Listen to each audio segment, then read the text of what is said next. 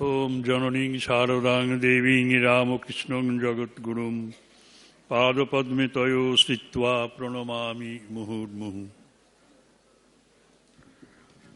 যাক, শেষকালে ঠাকুর ঘরে আমাদের ঢুকিয়ে দিলেন বলভদ্রানন্দজি, আর বেদান্তানন্দ এবং শুদ্ধিদানন্দজি আমাদের একেবারে মানে উত্তাল সমুদ্রের মধ্যে ছুড়ে দিয়েছেন, আমি তো তাই মনে করি।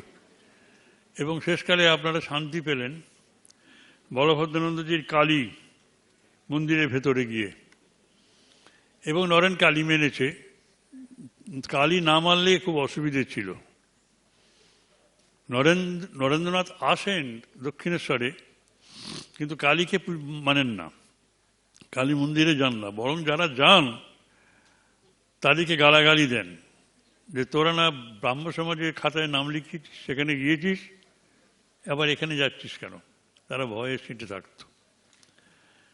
তা কালীর ছেলে শ্রীরামকৃষ্ণ, অন্তত ভবিষ্যৎকালের মানুষ তাই জানবে, নরেন যদি কালী মানে রামকৃষ্ণকে না মানেন, তাহলে এই কালীকে যদি না মানেন, তাহলে কালীর ছেলে রামকৃষ্ণকে পুরোপুরি নিতে পারবেন না। এই ভয়টা সেই জন্য প্রচণ্ড ছিল নরেন্দ্রনাথের, এই ঠাকুরের মনে। তার আনন্দের শেষ নেই। সারা রাত ধরে আমার মা তঙ্গি তারা গান গেয়ে ওই দক্ষিণেশ্বরের ঘরে বসে আছেন। জানেন, মাস্টারমশাই এসেছেন সকালে, তখনও ঘুমোচ্ছেন। বলছেন কি বলে, হ্যাঁ নরেন কালী মেনেছে না? হাততালি দিয়ে বলছেন খুব ভালো হয়েছে, বেশ হয়েছে, নরেন কালী মেনেছে। এই কালী না মানলে পরে মিশনারি অ্যাক্টিভিটিসটাও থাকতো না, এসব মায়ের কাজ। সেই মা, সেই কালী সাক্ষাৎ আমাদের জগৎজননী শ্রীরামকৃষ্ণ, এই সারদাদেবী মা। তা যাক, আমি এখন এই কালী প্রসঙ্গ ছেড়ে বেদান্তানন্দজি এবং শুদ্ধিদানন্দজি আমাদের যেভাবে ইন্সপায়ার করে গেছেন, সেই সম্বন্ধে দু চারটে কথা বলি। আমাদের টপিকটা ছিল বেদান্ত, কর্মে পরিণত বেদান্ত। কর্মে পরিণত বেদান্ত কিন্তু স্বামীজির যে ওই 4টি বক্তৃতা লন্ডনে প্রদত্ত, প্র্যাকটিক্যাল বেদান্ত 1, প্র্যাকটিক্যাল বেদান্ত 2, এটা 1896-এ 3 and 4, এখানের যে আলোচনা আর তার কর্মযোগের ভেতরে এবং অন্যান্য ছড়িয়ে ছিটিয়ে যে কর্মযোগের উপর যে প্রবন্ধগুলো আছে, তার সাথে কিন্তু অনেক তফাৎ। তার প্র্যাকটিক্যাল বেদান্ত এটি একেবারে পুরোপুরি অদ্বৈত বেদান্তের একেবারে সারাংশ, অদ্বৈত বেদান্তের থেকে উদ্ভূত। সুতরাং আমরা এইটুকু যেন মনে রাখি। আর বেদান্ত যদি ধর্মের অধিকার পেতে চায়, তবে তাকে একান্তভাবে কার্যকর হতে হবে। স্বামীজির এটাই ছিল মূল কথা। কারণ বেদান্ত এত একটা সুন্দর ধর্ম, তাকে আমরা সবাই প্ল্যান করে বাদ দিয়েছিলাম। এবং রেনেসাঁর প্রথম থেকেই বেদান্তকে বাদ দেওয়া হয়েছে। ব্রাহ্ম সমাজ এসে গেছেন বেদান্ত বাদ। ব্রাহ্ম সমাজও ব্রহ্মকে নিয়ে থাকেন, কিন্তু সেখানে বিশিষ্টাদ্বৈত ধর্মের, বিশিষ্টাদ্বৈতবাদের খানিকটা স্পর্শ আছে। ভক্তির ব্যাপার নিরাকার ঠিকই, কিন্তু সগুণ, এবং সেখানে আমি তুমিও থাকতে পারে। এবং রবীন্দ্রনাথের গানে এসব দেখেছেন আপনারাও, প্রচুর আছে। সেগুলোকে সেইভাবেই আমাদের অ্যাকসেপ্ট করতে হবে। আমি কেন বলছি একথা, তার কারণটা হচ্ছে সেই যুগে রামমোহন প্রথমেই উনি বেদান্তের জন্য রামমোহনের উপনিষদের অনুবাদ এবং সেই ধর্মের প্রতি তার প্রগাঢ় নিষ্ঠা থাকা সত্ত্বেও তিনি বেদান্তের প্রচারটাকে নিষিদ্ধ করে গেলেন। বললেন যে এটা লাইফ নিগেটিং, জীবন বিমুখ, এই জগৎটা মিথ্যা। এই মিথ্যা জগতের ব্যাপারটা কেউ কারো মাথায় আসেনি স্বামীজি ছাড়া। এই মিথ্যা জগৎ, জগৎটা তো মিথ্যাই, সেটাকে সত্য বলে প্রমাণ করার কোনো কারণও নেই। এটা এক নাম্বার।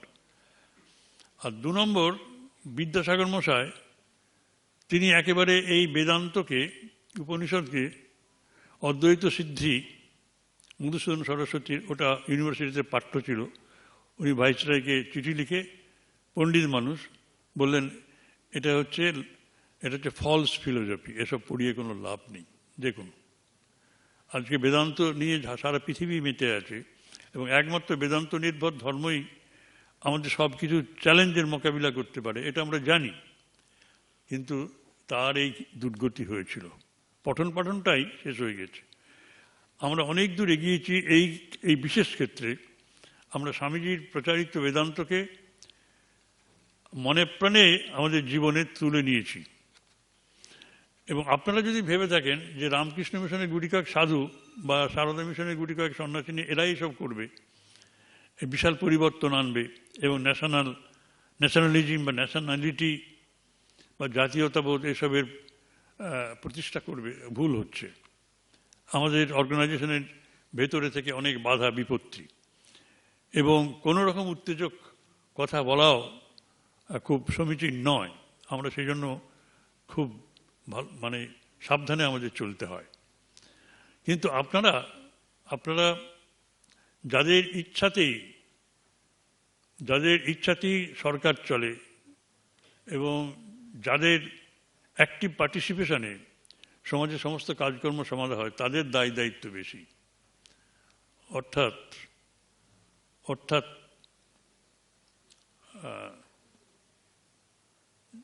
যারা নিয়ন্তা সমস্ত কিছু পলিসির, তারা হচ্ছেন আপনারা, কিন্তু জেনারেল অ্যাসেম্বলি, এটাই তাদের তৈরি হতে হয়, শিক্ষিত হতে হয়। তা সেই জন্যে এসব বলা। তা বেদান্ত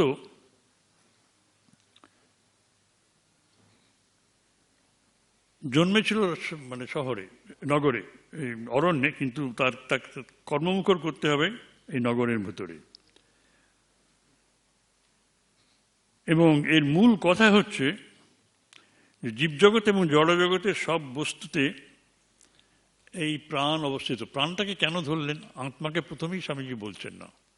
প্রাণটাকে ধরলেন এই জন্য যে সেই সময়তে তারা ভাবছিলেন যে অ্যাটমটা বেরিয়ে গেছে, কিন্তু পরবর্তীকালে অ্যাটমকে পরপর 200 ভাগে ভাগ করা হয়েছিল, পরপর in search of the source of power.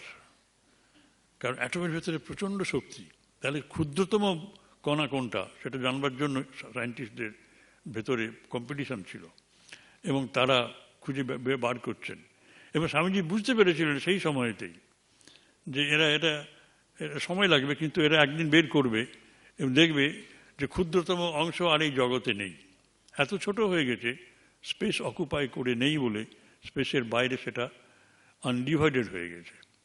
সেই জন্যই যখন বলছেন যে ওনার একটা চিঠিতেও আছে, দেখবেন, ছবি এঁকে দেখিয়ে দিয়েছেন প্রাণ, বলছে আকাশের বাইরে চলে গেল, স্পেসের বাইরে চলে গেল এই বস্তু জগৎ, বিশাল বিশ্বব্রহ্মাণ্ড তার ক্ষুদ্রতম অংশে, তাহলে সেটা গেল কোথায়? আকাশের বাইরে চলে গেল। তাহলে আমাদের ল্যাবরেটরিতে সেটা নেই। বলে যে ল্যাবরেটরিতে যে রিসার্চ করছে, ওই রিসার্চ অ্যাসিস্ট্যান্ট, সে তার প্রাণে চলে গেছে। বলে আকাশের চেয়েও প্রাণ বড়। সেই জন্যই এখানে তারপর প্রাণ থেকে মন থেকে বুদ্ধি, বুদ্ধি থেকে আত্মা, এসব আসবেই। সেই জন্য উনি বলছেন যে সমস্ত কিছু প্রাণে চলে যাচ্ছে। এবং এই তারা 1905 খ্রিস্টাব্দে প্রমাণ হলো যে এই জগৎটা মিথ্যা, সায়েন্স প্রমাণ করেছে। বেদান্ত কিন্তু কম্প্রোমাইজ করেনি। বেদান্তের পঠন পাঠন বন্ধ হয়ে গেছিল ঠিকই, কিন্তু এই স্বামীজি এই তত্ত্বটিকে আরো বেশি করে প্রচার করলেন যে বেদান্তের সত্য, এবং বললেন it is a statement of fact. মায়ার দ্বারা এটা হচ্ছে। একটু আগেই এটা ডিভাইডেড ছিল, ওই কণাটা ডিভাইডেড ছিল, এখন সেটা আনডিভাইডেড হয়ে গেল। কেন? কিসের জন্য? স্পেসের বাইরে চলে যাচ্ছে। তেমনি কজেশনের বাইরে যখন চলে যায় সেটা আনবর্ন হয়ে যায়, আর টাইমের বাইরে চলে গেলে আনচেঞ্জড হয়ে যায়। টাইমের ভেতরে সব subject to death and birth, সব ফাইনাইট। তাহলে উনি বললেন যে স্পেস, টাইম এবং কজেশন এর ইন্টারাকশনটাই হচ্ছে মায়া। এর জন্যই আমরা এই জগতে সত্য বস্তু কখনোই দেখতে পাবো না। এটাই হচ্ছে তত্ত্ব। সত্য বস্তুকে দেখতে হলে পরে তোমাকে ধ্যানের জগতে যেতে হবে, এবং বেদান্ত সেটাই করেছে। বেদান্তকে তিনি সেইভাবে এস্টাবলিশ করে গেছেন। বলছেন যে এই মানবাত্মা শুদ্ধ স্বভাব এবং সর্বজ্ঞ, এ বিষয়ে স্ত্রী পুরুষ, বালক বালিকা, জাতি ধর্ম, শিক্ষিত অশিক্ষিত, ধনী দরিদ্র, পশু পাখি, পাপী পুণ্যবান, হিন্দু মুসলমান, কোনো কোথাও ভেদ নেই। আমরা পবিত্র স্বভাব, পাপী নই, দুর্বল নই, ক্ষুদ্র নই। আমরা কেবল ভ্রম বা এরার স্বীকার করি। রাজারা সিংহাসনে বসে এই তত্ত্ব উপলব্ধি করে আত্মবান ঋষি হয়েছিলেন। শ্রীকৃষ্ণ যুদ্ধক্ষেত্রের মতো অশান্ত জায়গায় দাঁড়িয়ে এই তত্ত্বের উপদেশ দেন।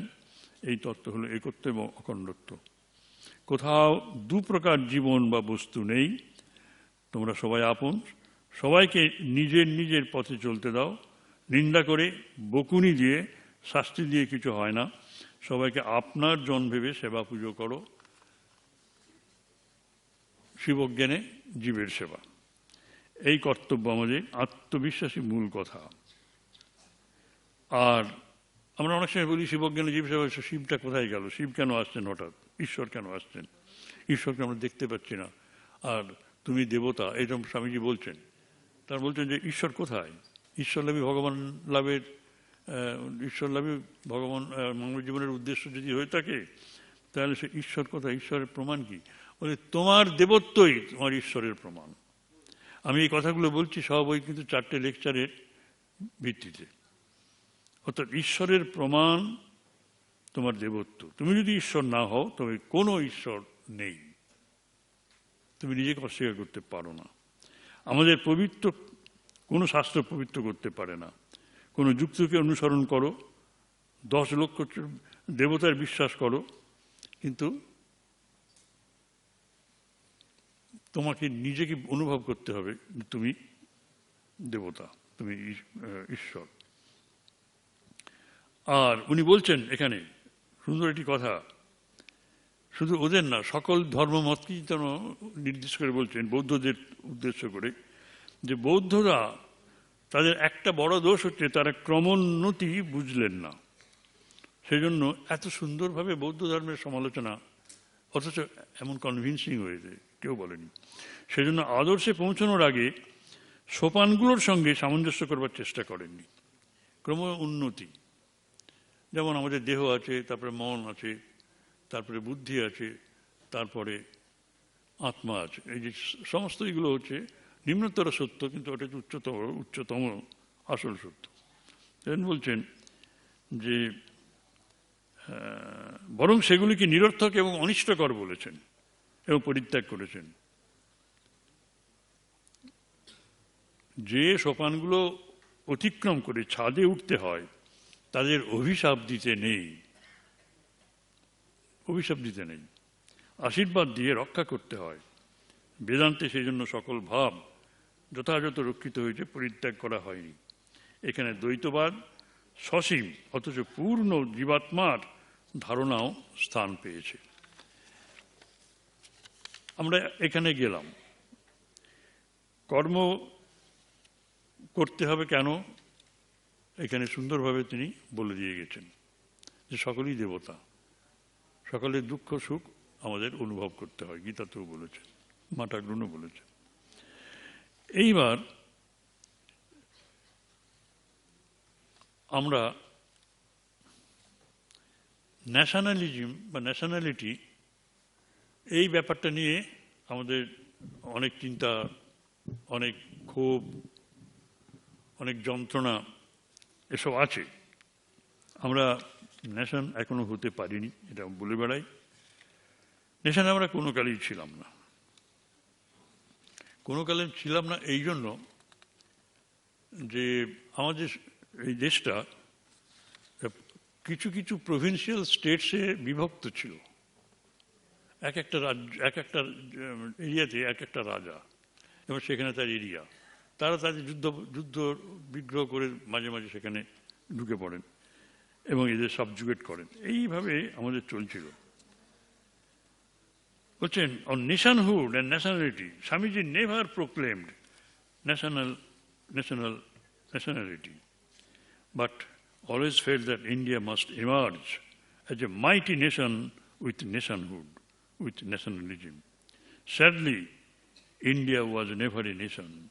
It was fragmented and ruled by hundreds of provincial kings, each king being independent with his own territory, acting as a veritable enemy to the neighboring kingdom. Unification of these kingdoms was almost impossible. The English rulers had brought about a unified India, no doubt, but the independent kingdoms used to enjoy power of sovereignty within their areas. A great Indian nation could have no chance to emerge. This apart, it was believed that religion was the main obstacle against forming a nation state. But Sister Nivedita had some other ideas to put to us. বলছেন কি, I have prepared a blueprint of how nationalism could be brought in with the help of religion and religion itself. কারণ শ্রী রামকৃষ্ণদেব, আমরা খুব গরম গরম বক্তৃতা শুনলাম তো, শ্রী রামকৃষ্ণদেব দেখুন যখন ইসলাম সাধন করেছিলেন তার ঘর থেকে তো সমস্ত দেবদেবীর মূর্তি সরিয়ে দিয়েছিলেন। এই জিনিসটা আমরা রেসপেক্ট করতে পারি না। এবং আমি আর পূর্ণাত্মানন্দজি ঢাকাতে যখন মন্দির প্রতিষ্ঠা হয়, এখান থেকে আমাদের দুজনকে পাঠানো হয়েছিল মঠ থেকে। তা আমি ফিরে এসে মহারাজের সাথে কথা বললাম, প্রভানন্দজি, উনি বললেন আমি কালীপদ মহারাজ অক্ষরানন্দকে বারবার বলেছিলাম যে ওখানে করবেন না, এটা মন্দিরটা তৈরি করবেন, মন্দির তৈরি করুন কিন্তু স্ট্যাচু বসাবেন না। উনি স্ট্যাচু বসাবেন, উনি মানে শুনতেই চাইলেন না কোনো কিছু। তা বললেন শ্রীরামকৃষ্ণ যেখানে নিজে এটাকে রেসপেক্ট করছেন, ওদের পদ্ধতিটাকে, পূজার পদ্ধতি, উপাসনার পদ্ধতি, সেটাকে আমরা কেন রেসপেক্ট করব না? ওখানে কেন যাচ্ছি? আর বিপদ হলে তো আসবে, এটা সেন্টিমেন্টের ব্যাপার। তা মূর্তি ভাঙবে বসে বসে আমরা দেখব, আমরা যাব না। কিন্তু আজকে দুঃখের বিষয়, কয় বছরের মধ্যে, 8-10 বছরের মধ্যেই সেই জিনিস আমাদের মুখ চোখের সামনে ঘটতে শুরু করেছে। একটু দুঃখের ব্যাপার। তো সেই জন্য নিবেদিতা বলছেন যে রিলিজিয়ানটা আমাদের কাছে সবচেয়ে বাধা হয়ে দাঁড়িয়েছে ফর কমন, মানে সে প্ল্যাটফর্ম টু সিট অন, সেই ধর্মই কিন্তু আমাদের ন্যাশনাল স্পিরিটের কিন্তু জন্ম দেবে। তো we can bring about one nation with the major help coming from religious unity. এবং সেটা আসবে কিন্তু বেদান্তকে কেন্দ্র করে। দেখুন কি বলছেন উনি, যে উপনিষদিক religion is based on non-sectarian principles. The master, মানে Swamiji, picked up an example of ocean and waves. আর ঠাকুর বলেছিলেন সেই একটা পুকুরে 4টে ঘাট আছে, আপনারা জানেন। তার চেয়ে এটা অনেক ভালো, বুদ্ধিমান যারা তাদের ইন্টেলেকচুয়ালদের কাছে এটার মূল্য বেশি, ocean and waves. She picked up an example of forest which she heard from Swamiji also. Swamiji বলেছিলেন যে দেখো একটা ফরেস্টে কি থাকে, the forest allows all to grow, flourish and remain alive actively. কিরকম? Many kinds of trees and plants grow, but they all grow in quest of light. একটু আলো পেতে চায়, গাছের উপরে ওঠে, লতার পাতাগুলো বড় বড় গাছকে জড়িয়ে উপরে উঠে পড়ে আলো পাওয়ার জন্য। শুধু কি আলো পাওয়ার জন্য? টু প্রিজার্ভ দেয়ার সিডস, তাদের বংশটা রক্ষা করবার জন্য তাদের বীজটাকেও তারা রক্ষা করতে চায়। We cannot neglect any of them and destroy plants and trees for the exclusive survival of one or two. If we do that, then there will be no forest. সেই রকম both the Islamic and Hindu civilizations stand side by side. আমরা সঙ্গীতের জগতে বিশেষ করে জানি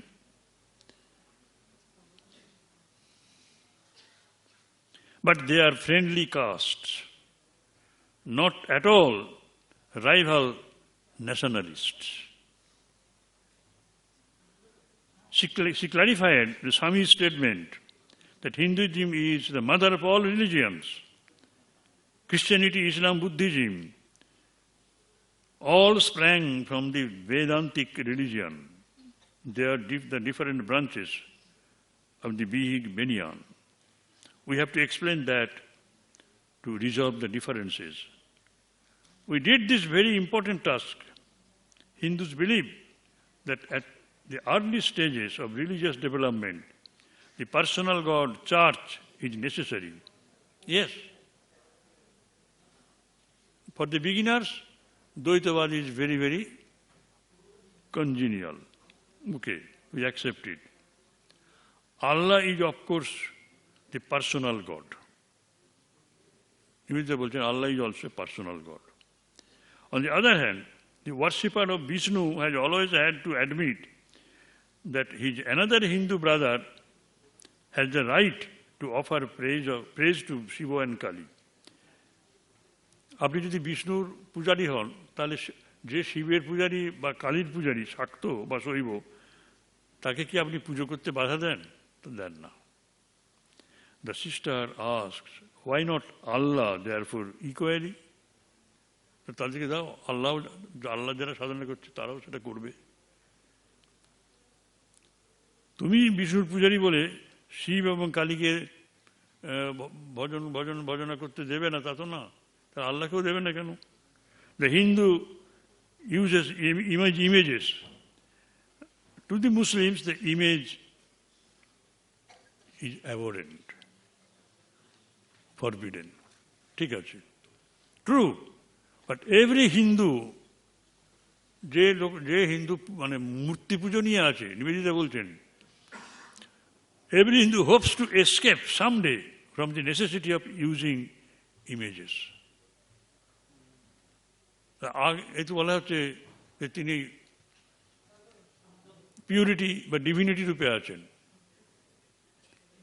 তাহলে আমরা তখন কিন্তু মানে পার্সন টু পার্সন মানে পার্সোনাল লিঙ্গারিং এগুলোকে বাদ দিয়ে দিই। তখন আমরা ভাবি যে না, impersonal aspect of Godhead has to be stressed. The true Hindu hopes to escape someday from the necessity of using images. Dispute about image in the light of this fact becomes a mere difference of opinion as to the use of the concrete in the early stages of education. So both the Hindus and the Mohammedans would have to understand this great fact. Even she went on to say, Hinduism itself has shown its power in modern times to throw out sects that decry the use of images as strongly as Islam. Islam মূর্তি পুজোর বিরোধী, কিন্তু হিন্দু ধর্মের ভেতর থেকে কোনো কোনো শাখা বেরিয়ে এসেছে যারা মুসলিমদের চেয়েও আরও ভেহিমেন্টলি মূর্তি পূজাকে ঘৃণা করে। ব্রাহ্মণরা এসছে যেমন, আরও সব আছে ভেতরে ভেতরে। Here, the sister refers to Brahmo Samaj, maybe, which had sprung from Hinduism but which criticizes image worship as strongly as Islam does. Sri Ramakrishna also removed the images, on the bollam eta. All prophets are not deplorable obstacles in each other's paths. Rather, they are widely separated examples of a common type, the radiant Asiatic personage whose conception of nationality lies in a national righteousness. They alone can lead people because they have seen God face to face. That is why Sri Ramakrishna has never been slow to salute all the past brothers. The point is that we have the solution and now have to live the solution genuinely and seriously. আমাদের আর কিচ্ছু বলার নেই। আমাদের